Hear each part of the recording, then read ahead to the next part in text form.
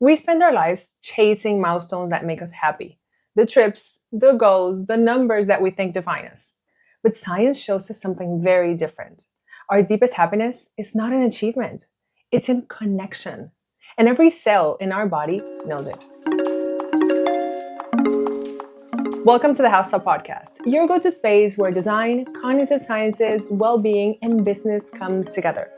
I'm your host, Monica Costa, and today you're tuning into a well-being capsule, where we slow down, reconnect, and explore science-backed insights to support your everyday life. This podcast is powered by HAUS, born from its mission to guide designers in creating spaces for well-being grounded in cognitive sciences principles. Let's dive in.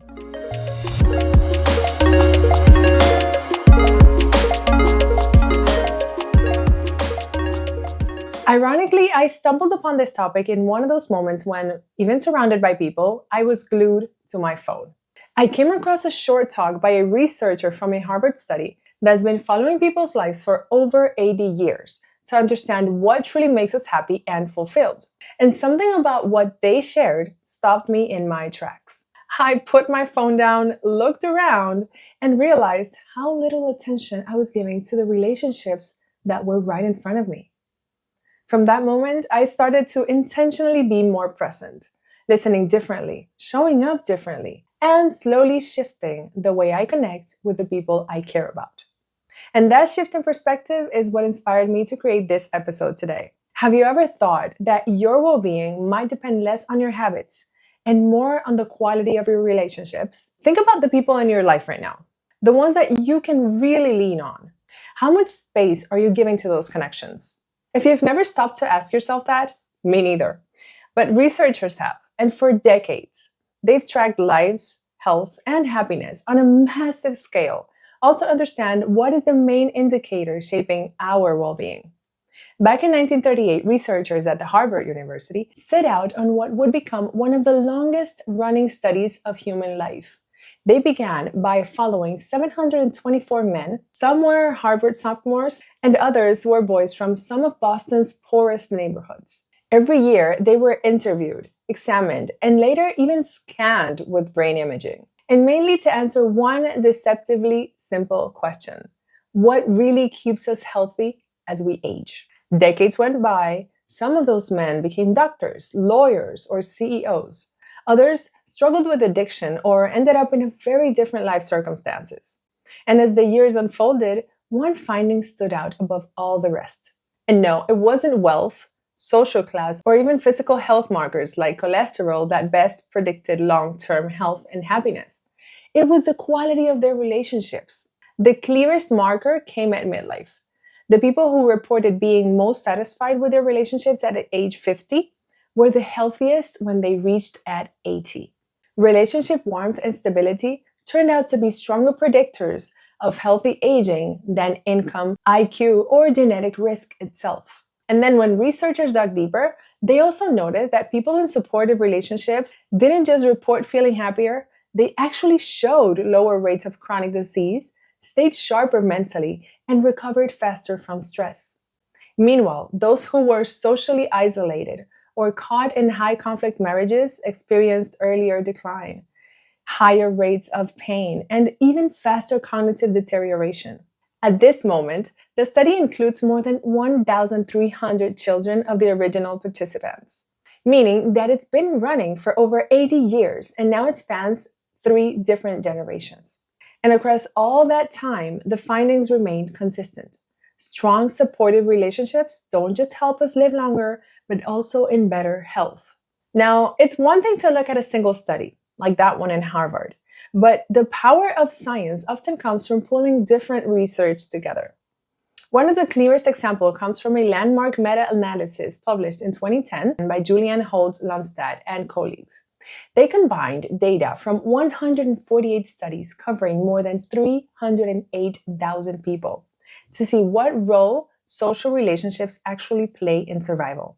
And the results, they speak for themselves. People with stronger social ties had about 50% higher chance of living longer compared to those with weaker or fewer relationships. And here's the part that really stands out. The size of that effect was comparable to or even greater than other well-established health risks. The impact of social connection on mortality is in the same ballpark as quitting smoking, avoiding excessive alcohol use, maintaining a healthy weight, or staying physically active. In simple words, adding meaningful, supportive relationships to your life could cut out the risk of early death nearly in half.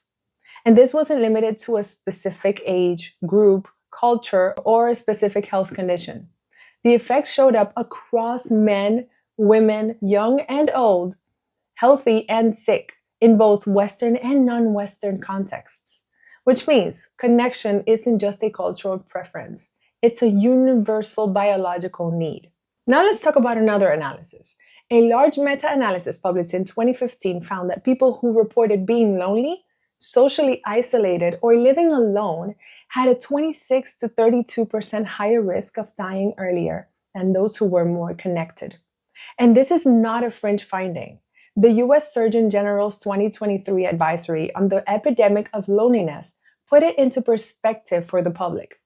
Lacking social connection can be as harmful to your health as smoking up to 15 cigarettes a day. That's how powerfully our biology registers this connection. And cardiovascular health tells the same story. A BMJ Heart meta-analysis shows that deficits on social relationships are associated with around 29% higher risk of coronary heart disease and around 32% higher risk of stroke. I don't know if you're noticing, but these are not soft psychological effects. They're actually real, hard endpoints. And as you may imagine, something very similar happens with brain health too. One study found that isolation alone predicted dementia later in life, even after accounting for physical health and socioeconomic status. And while neuroscience gives us some clues on why this happens, social interaction is a form of cognitive stimulation. It challenges us to listen, to respond, to interpret facial expressions, to hold stories in mind. And all of these processes activate multiple brain networks at once, keeping them flexible and resilient. And when we are deprived of that stimulation, neural pathways can weaken, much like muscles that atrophy from disuse. And then there's a biological layer. Chronic loneliness is linked to higher inflammation and disrupted sleep, two processes directly tied to faster cognitive decline and illness. Actually, your immune system listens to your relationships. Look, in classic viral challenge experiments, researchers exposed healthy adults to a common cold virus and found that those with more diverse social roles, like those who were connected to their friends, families, co-workers, neighbors, community groups, were significantly less likely to develop a cold. And something very interesting is that this effect was dose-dependent. The more social roles someone had, the lower the risk of illness. And even when they did fall ill, those with stronger connections recovered faster and showed lower inflammation. It's as if our relationship acted as a buffer for our immune system. Now, don't get me wrong. With all this, I'm not telling you to get out there and get as many shallow friends as possible. All these relationships are not only about quantity or presence. Nuances matter deeply here. For example, reviews in social epidemiology show that perceived quality of support and low conflict are often stronger predictors of health than network size. A few reliable, emotionally safe bonds go further than dozens of loose ties. And of course, our body keeps score as well. Take this. In one hospital-based study, couples who showed hostile behavior during conflict literally healed more slowly. Their wounds closed at about 60% the rate of couples who managed conflict more calmly, and their inflammation markers stayed higher after arguments. Now, on the flip side, safe relationships actively buffer stress. This effect is known in research as, you guessed it, social buffering of stress. In controlled lab experiments like the Trier Social Stress Test, participants who had supportive partners or friends present showed significantly lower cortisol spikes compared to those who faced the stressor alone. And actually, in some studies, even holding a partner's hand reduced blood pressure and heart rate under stress. Researchers have also found that the presence or even the imagined presence of a trusted figure activates oxytocin pathways in the brain, which dampen activity in the amygdala and reduce the threat response. And yes, all of this points to the same truth. When it comes to relationships, depth, safety, and repair are as important as the number of connections we have. Now, here's your challenge of the week. I invite you to choose one relationship that matters to you and give it intentional space. I'm not talking about a text while you're multitasking or a quick like on social media. I'm talking about real presence. It could be calling someone you've been missing, or even that you saw yesterday but that you didn't pay much attention to. Inviting a friend for a walk, or sitting down with your partner without your phone. Or why not even 10 minutes of uninterrupted play with your child. The goal is to create one genuine moment of connection on purpose and notice how your body feels. Sometimes the smallest act of presence can ripple through our well-being in the biggest way. At the end of the day, well-being is not only about what we do for ourselves, it's also about who we choose to share our lives with. We are wired for connection, and it's those bonds that make health and happiness sustainable. If this episode opened something up for you, go share it with someone that you care about and that might be ready to see their mind as part of their personal design process too. Remember to hit that like and follow button to keep the conversation going every Tuesday. And as always, thank you for being here. Stay well, stay curious, and keep designing your life with intention. See you next time.